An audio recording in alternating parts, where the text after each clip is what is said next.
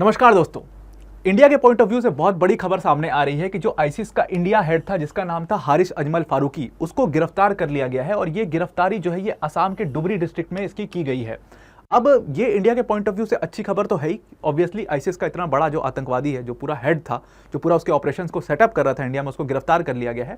लेकिन दूसरी तरफ ये बहुत खराब खबर भी है इंडिया के इंटरनल सिक्योरिटी के पॉइंट ऑफ व्यू से, क्योंकि आईसिस जो है, जिसको Islamic state of Iraq and Syria कहते हैं, ये इराक और सीरिया के बेस्ड टेररिस्ट ऑर्गेनाइजेशन है।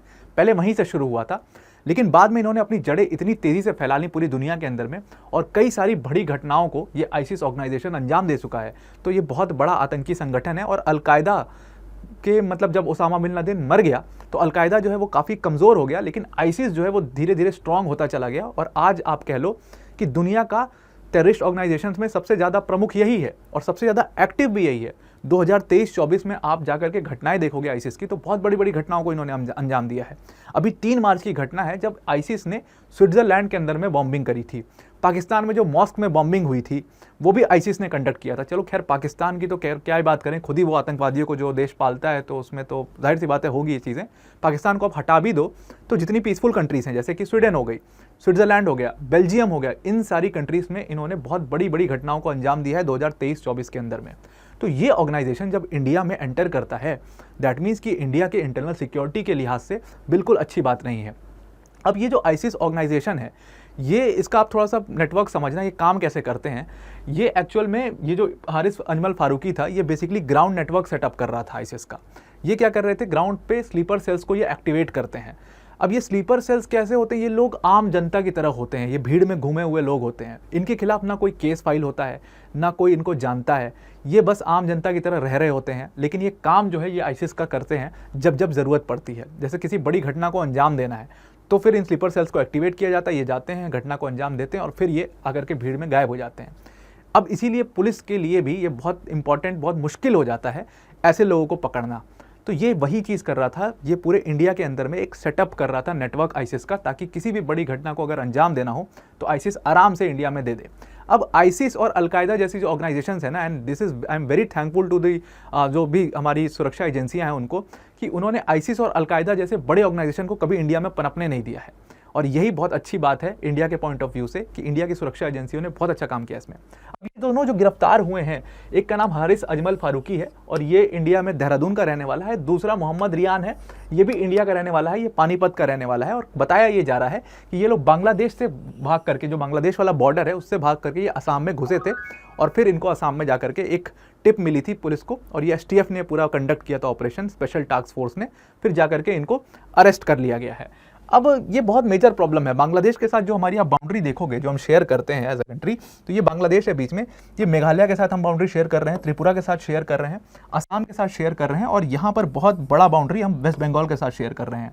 अब असम और वेस्ट बंगाल में काफ़ी ज़्यादा इन्फिल्ट्रेशंस होती हैं बांग्लादेश से, और इन्हीं बॉर्डर से ये दोनों आतंकवादी भी घुसे थे इंडिया में। इसके पहले भी बहुत सारे आतंकवादी जो हैं वो बांग्लादेश से घुस चुके हैं इंडिया के अंदर में। अब ये जो घटना हुई है, अब आप, मुझे सिर्फ न्यूज़ बताने का मकसद नहीं है मेरा, मैं आपको थोड़ा सा इसमें ये चीज़ भी कहना चाहता हूँ, आप सोचना, और आपका भी ये शायद इंटरनल कॉल होगी आपकी, कि ये दोनों हारिस फारूकी और मोहम्मद रिहान, ये दोनों इंडियंस हैं यार, ये इंडियन सिटीजन्स हैं। जैसे हम आप हैं, ठीक उसी तरीके से ये भी इंडियन सिटीजन्स हैं, और ये रहते इंडिया में, खाते इंडिया का है, लेकिन इंडिया को तोड़ने का ही ये लोग काम करते हैं। ये कोई बाहर से किराए पर लाए हुए आतंकवादी नहीं है, ये इंडियन सिटीजन है और इंडिया को तोड़ने का ही ये लोग काम कर रहे हैं। ये पानीपत का रहने वाला है। और ख़ास बात तो ये है कि जो मोहम्मद रिहान है, ये मोहम्मद रिहान, देखो ये फ़ोटो है इनकी, मोहम्मद रिहान जो है ये बेसिकली इंडिया के पानीपत में रहता था, और इसकी जो वाइफ है वो बांग्लादेशी नेशनल है।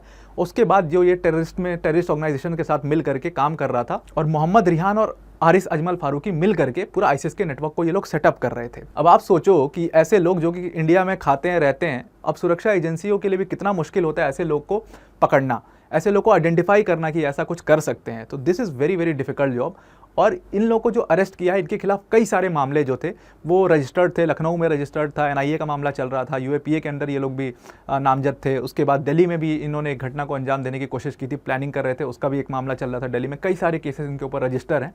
तो अब जो एसटीएफ ने इनको अरेस्ट किया है वो हैंडओवर कर देगी इन लोगों को एनआईए को, नेशनल इन्वेस्टिगेशन एजेंसी को, वही इनके ऊपर पूरा केस चलाएगी। अब ये जो घटना हुई है, जो ये दोनों असम के अंदर में घुसे हैं, उसके अलावा भी 6 दिन पहले की खबर है अभी कि मणिपुर में ये लोग अरेस्ट, मणिपुर में एक और घटना हुई है जहां पर एनआईए ने अरेस्ट किया है यूएनएलएफ के टॉप लीडर को। अब यूएनएलएफ का फुल फॉर्म है यूनाइटेड नेशनल लिबरेशन फ्रंट। ये पूरा ग्रुप जो है बेसिकली म्यांमार में बहुत एक्टिव है और ये लोग भी बड़ी मात्रा में इन्फिल्ट्रेट करके इंडिया में घुसते हैं।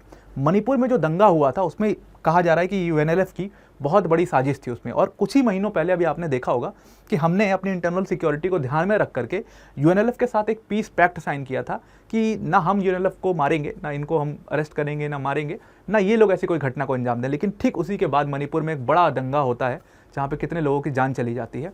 उसमें माना जा रहा है कि यूएनएलएफ का जो चीफ था इसका हाथ था उस पूरे दंगे के अंदर। अब ये घटना बताने का आपको मकसद क्या है? देखो, ये सारी घटनाएं हो क्यों रही हैं उसको आप समझना। ये सारी घटनाएं तब हो रही हैं क्योंकि ये जो जितने भी टेररिस्ट ऑर्गेनाइजेशंस हैं ये एक्चुअल में तिलमिला गए हैं जब से सीएए के इम्प्लीमेंटेशन से रिलेटेड नोटिफिकेशंस आई है, क्योंकि बड़ी मात्रा में ये लोग इन्फिल्ट्रेट करके घुसे हुए हैं इंडिया में।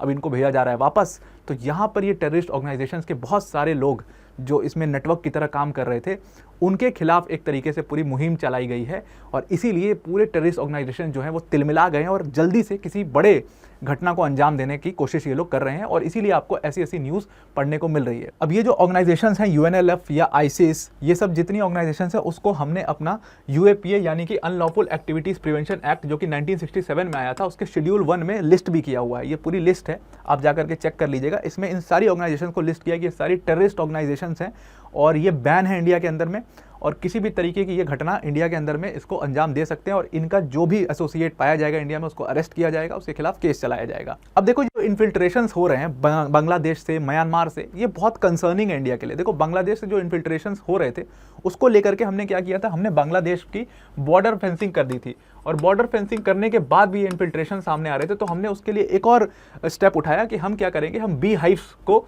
एक्टिवेट करेंगे, बी हाइव्स बनाएंगे अपने बॉर्डर पर ताकि कोई भी इन्फिल्ट्रेशन हो तो उसको तुरंत ही डिटेक्ट कर लिया जाए, क्योंकि मधुमक्खियां जो है वो उड़ने लगेंगी तो उससे तुरंत डिटेक्शन हो जाएगा कि कहाँ कोई क्रॉस करने की कोशिश कर रहा है या कोई घुसने की कोशिश कर रहा है।